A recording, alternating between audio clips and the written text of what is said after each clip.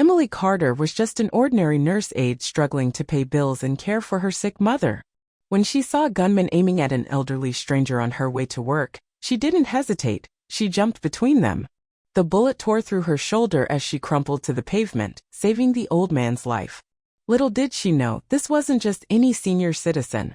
As Emily fought for her life in surgery, the quiet veteran made a single phone call. 6 hours later, as she was wheeled out of the hospital, her eyes widened in disbelief. A line of black military SUVs filled her street. Uniformed officers stood at attention. Why were they there? And why were they all saluting her? The truth about the man she saved and what happened next would change her life forever. The old alarm clock on Emily Carter's bedside table buzzed, a harsh sound in the quiet of her small room. Emily, 28 years old, groaned and slapped the snooze button. Her body ached. Being a nurse aide was hard work, especially when she was also taking care of her sick mother. Bills piled up on the kitchen counter, a constant reminder of how tight things were. But Emily always found a reason to smile.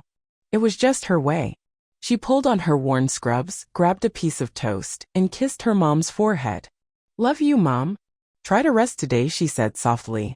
Her mother, propped up on pillows in the living room couch that had become her bed, gave a weak smile. "Love you too, sweetie. Be careful." Emily hurried out the door of their modest house, the paint a little chipped, the small garden needing attention she rarely had time for. She was already running late for her shift at the city clinic. The streets of their small American city were waking up. People walked their dogs, kids waited for school buses, and the smell of coffee drifted from the cozy corner diner downtown. Emily weaved through the morning rush, her worn-out sneakers hitting the pavement. She was just another face in the crowd, a little tired, a little invisible, but kind. Inside the cozy corner diner, Mr. Walter Hayes sat alone in a booth by the window. He was 78, with a kind face and eyes that had seen a lot. He sipped his black coffee slowly, watching the world go by. He came here most mornings. It was a habit. Not many people spoke to him or even seemed to notice the old veteran sitting there. He was a quiet man, mostly forgotten, just like the faded military photo he sometimes looked at, tucked in his old wallet. Emily's bus was late, so she decided to walk the last few blocks to the clinic. As she approached a busy crosswalk near the diner, she saw Mr. Hayes step out. He looked a bit unsteady on his feet. Just then, a gust of wind caught his old, worn cap, and it tumbled onto the street, right near the curb. Emily, without a second thought, darted forward. "I'll get it," she called out. She picked up the cap, dusted it off, and handed it to him with a warm smile. "Here you go, sir." Mr. Hayes's eyes, a gentle blue, met hers. A small, grateful smile touched his lips. "Oh, thank you, dear. That was very kind of you." It was a simple moment, two people connecting briefly, a shared kindness. As Emily turned to continue on her way, her eyes caught on a man standing a little way down the sidewalk. He was in his 30s, dressed in a dark jacket, even though the morning was getting warm. He looked agitated, his eyes darting around. He kept fidgeting with something under his jacket. Emily felt a little knot of unease in her stomach. Something was off about him. She glanced back at Mr. Hayes, who was now slowly making his way across the street. Then she saw it. A glint of metal. The man's hand moved quickly, pulling a gun from under his jacket. Emily's breath caught in her throat. He was aiming it straight at Mr. Hayes, the old man who had just thanked her for a small kindness. There was no time to shout, no time to think, no time for anything but instinct. Emily ran. Emily always believed that even the smallest actions, the quietest acts of kindness, truly matter in this world. If you believe that too, and want to see how one small act can ripple outwards, please subscribe to our channel to support more stories like this. In a heartbeat, Emily was between the gunman and Mr. Hayes. She didn't think, she just moved. Her only thought was to shield the old man. The crack of the gunshot ripped through the morning air, sharp and ugly. Emily felt a searing pain in her left shoulder, like a hot poker stabbing into her. The force of it threw her forward, and she stumbled against Mr. Hayes, pushing him back towards the diner's entrance. Chaos erupted. People on the street screamed. Car horns blared as drivers slammed on their brakes. Mr. Hayes, shocked and frail, stumbled but caught himself on the diner's doorframe. He stared, his eyes wide with disbelief and horror at Emily, then at the blood blooming on her shoulder. He was frozen for a second, the world seeming to tilt around him. Emily crumpled to the sidewalk, the rough concrete scraping her knees. The pain in her shoulder was a roaring fire now. People rushed towards her, a babble of voices, shouts for someone to call 911. Cell phones were already out, calls flooding the emergency lines. Mr. Hayes, his body trembling, knelt beside her, his old hands hovering over her, wanting to help but not knowing how. "Oh, dear girl," he whispered, his voice shaking. The gunman didn't get far.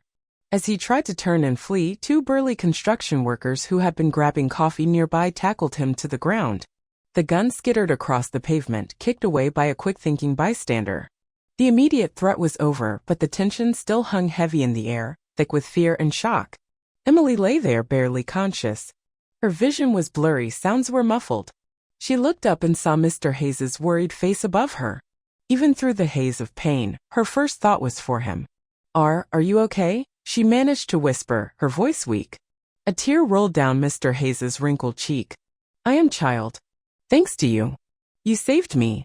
Sirens wailed in the distance, growing louder with each passing second. Soon, an ambulance screeched to a halt beside them. Paramedics jumped out, their movements quick and practiced. They were at Emily's side instantly, assessing her, their faces serious. Gunshot wound to the left shoulder. "She's losing a lot of blood." One of them started in 4 while another applied pressure to the wound. Mr. Hayes felt a wave of guilt wash over him. This young woman, a stranger, had taken a bullet meant for him. He didn't understand why anyone would want to shoot him. He was just an old man. As the paramedics carefully lifted Emily onto a stretcher, he insisted, "I'm going with her. I need to go with her."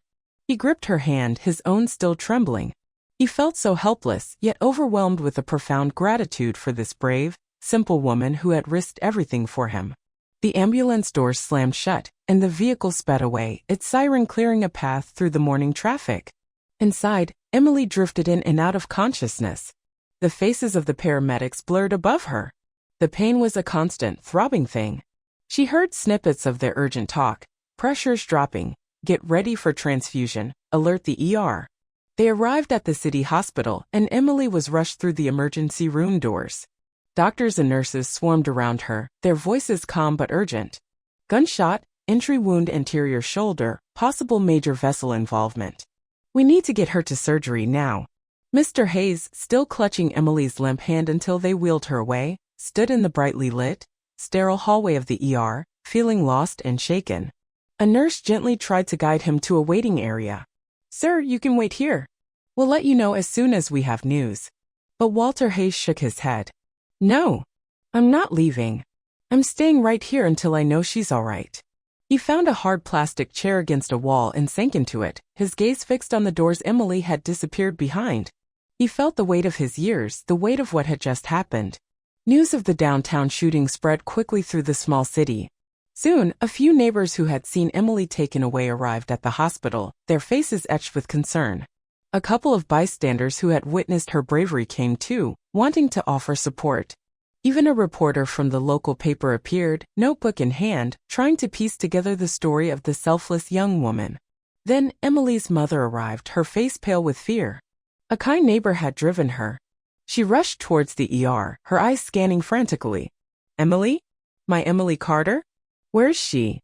A nurse gently explained the situation, and Emily's mother broke down in tears, terrified of losing her only daughter, her caregiver, her rock. Mr. Hayes got up and went to her, his own eyes misty. "She's a hero, ma'am," he said softly. "She saved my life." The clock on the hospital wall ticked loudly. 1 hour passed, then another. Emily was in surgery. This was the beginning of the 6 hours that would change everything. Mr. Hayes watched Emily's mother pray. He knew he couldn't just sit there. He owed this young woman more than just words, more than just gratitude. He reached into his pocket, pulled out his old, battered cell phone, and scrolled through his contacts. He found a number he hadn't called in years. He stepped away to a quieter corner of the waiting room and made the call. His voice was low but firm. "It's Walter Hayes," he said into the phone. "I need a favor. A big one. There's a young woman. She saved my life today. I owe her. I owe her more than words can ever say." While Emily fights for her life in surgery and Mr. Hayes starts to make that important call, we'd love to know where you're watching this story from today. Let us know in the comments below. The person on the other end of Mr. Hayes' call was an old friend, someone from a life he rarely spoke about.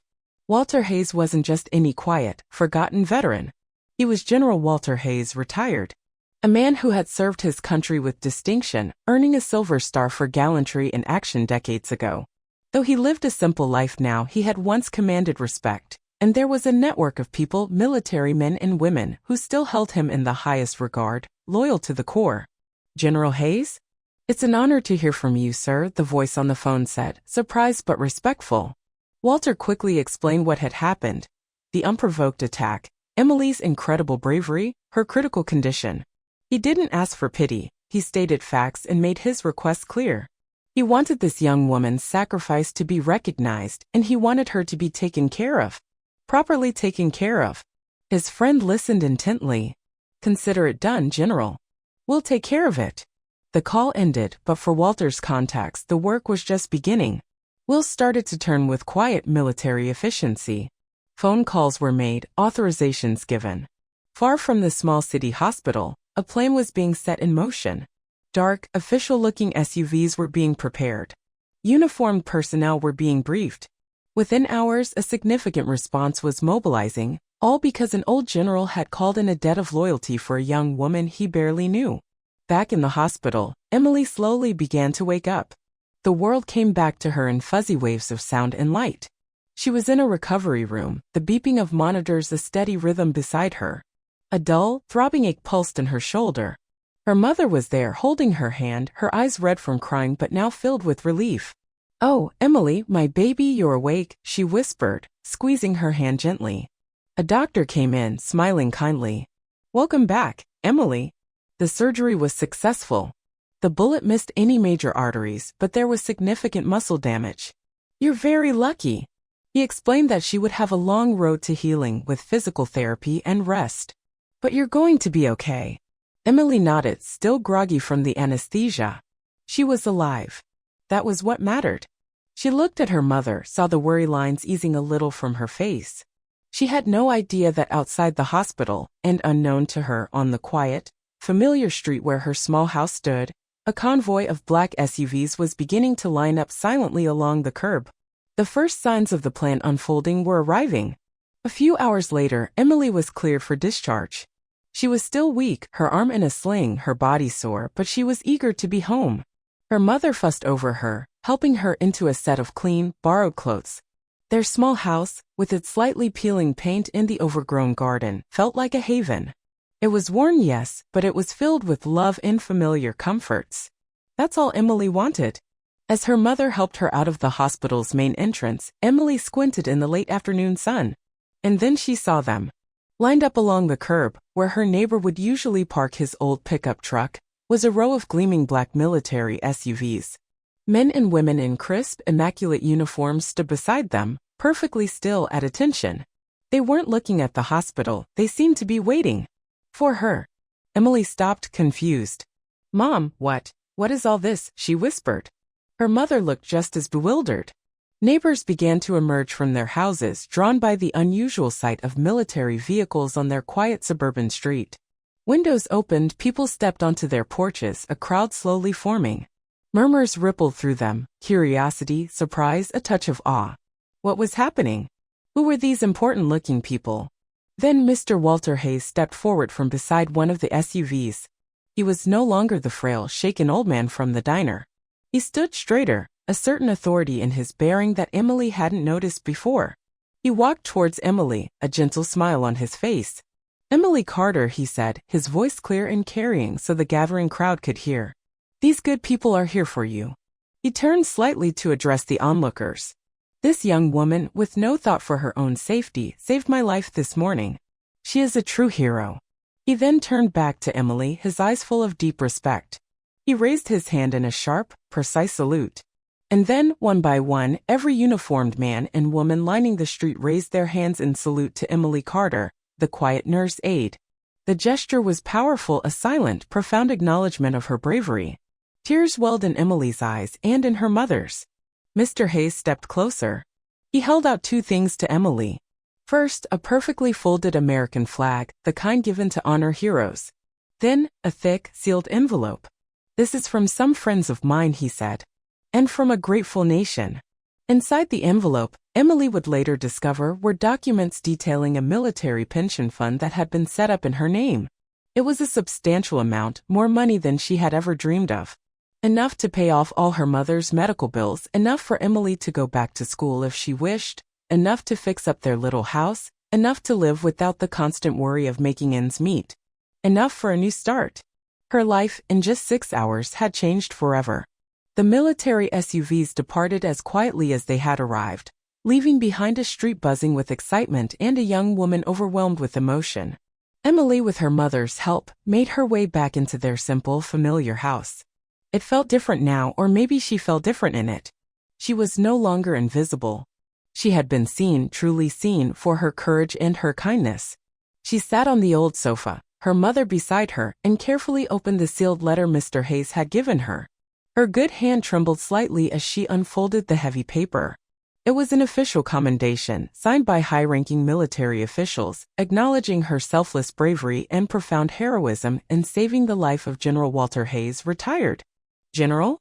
Emily looked at her mother, her eyes wide. The quiet old man from the diner was a general. Tears streamed down Emily's face as she read the words of gratitude. It wasn't just about the money, though that would lift a tremendous burden. It was the recognition, the honor. Her mother held her hand tightly, tears in her own eyes. "Oh, Emily," she whispered. "I always knew you were special." They didn't talk about buying fancy things or moving to a bigger house. That wasn't what mattered to them. What mattered was the newfound sense of peace, the dignity that came with knowing they wouldn't have to struggle so hard anymore. Emily looked around their small living room at the worn furniture and the faded photographs on the wall. This was home. And now it felt secure. The news of Emily's bravery and the extraordinary way she had been honored spread like wildfire. Local newspapers ran headlines: "Simple Woman's Brave Act Honored by Veterans," and "Local Heroine Saves General Receives Nation's Thanks." For a few days, Emily was the talk of the town. Reporters called, wanting interviews. People recognized her on the rare occasions she stepped out. But Emily shied away from the spotlight. She was still the same quiet, humble person she had always been. She appreciated the kindness and the support, but she had no desire to be a celebrity. She wanted to heal, to take care of her mother, and to live her life simply, just as before. Only now she did so with a sense of security she had never known, and with the quiet confidence of someone who knew her worth. The invisible woman was finally, truly seen. The money from the pension fund sat in Emily's bank account, a safety net she was deeply grateful for. But Emily didn't rush out to spend it on herself. After ensuring her mother's medical needs were completely covered and setting aside enough for her own future education if she chose that path, she thought about what else she could do. Her heart, always kind, now had a bigger capacity to give. She remembered the struggles of other caregivers she knew, the quiet hardships faced by local veterans who, like Mr. Hayes before this day, often felt forgotten. So Emily made a decision. She used a portion of the funds to set up a small local foundation. Its purpose was simple: to provide grants and support for caregivers of the chronically ill and to assist elderly veterans in her community with small needs, a ramp for a wheelchair, help with utility bills, or just a friendly visit. It wasn't a grand gesture, but it was Emily's way of paying forward the kindness she had received. Small acts she knew could create big ripples. Mr. Walter Hayes became a regular visitor at Emily's house. Every week, usually on a Thursday afternoon, he would arrive, sometimes with a small bouquet of flowers from his own modest garden, or a tin of cookies from the cozy corner diner. They would sit on Emily's small porch, sipping coffee or iced tea, just talking. He told her stories from his past, not just the military ones, but about his late wife, his own children who lived far away. Emily in turn shared her dreams and her worries. An unlikely friendship blossomed between the young nurse aide and the old general, a bond forged in a moment of terror and sacrifice, now cemented by shared kindness and mutual respect. 2 different generations, 2 different lives, connected by a single, selfless act. One sunny afternoon, a few months later, Emily was helping her elderly neighbor, Mrs. Henderson, carry her groceries up her porch steps. It was a small thing, something Emily had often done even before the shooting. Mrs. Henderson beamed at her. "You're a good girl, Emily. Always have been." Emily just smiled. She was still the same Emily, living a simple life in her small city. But her heart felt bigger now, her reach a little wider. The ripples of her bravery were spreading, touching lives in quiet, meaningful ways, just as she'd always believed they could. As the sun began to dip below the horizon, painting the sky in hues of orange and purple, Emily Carter stood on her porch, watching the day fade. A gentle breeze rustled the leaves in the old oak tree in her yard. There was a quiet strength in her eyes, a calm that hadn't been there before. The wound in her shoulder had healed, leaving a scar she would always carry, a reminder of the day her life changed. But it was more than a reminder of pain, it was a mark of courage, of connection, of a new beginning. She thought about Mr. Hayes, about her mother sleeping peacefully inside, about the small foundation she had started. Her life wasn't about grand adventures or public acclaim. It was about these small, important things, kindness, community, making a difference where she could. The city still saw her as a hero, but she just saw herself as Emily, a woman who had done what felt right. This wasn't the end of her story, not by a long shot. It felt more like the end of a chapter, and the beginning of a new one, a life built on the foundations of courage, compassion, and the unexpected gratitude of those she had touched. The future was unwritten, but Emily faced it with an open heart, ready for whatever came next, knowing that even the simplest life could hold extraordinary meaning. There are so many untold stories of courage and kindness all around us, happening every day in ordinary places to ordinary people. If you want to hear more tales of everyday heroes and underdogs who rise above their circumstances, stories that inspire and uplift. If this story moved you and you're looking for more powerful underdog stories just like Emily's, be sure to check out the playlists we've linked in the comments section below. You'll find a collection of tales that celebrate the strength of the human spirit,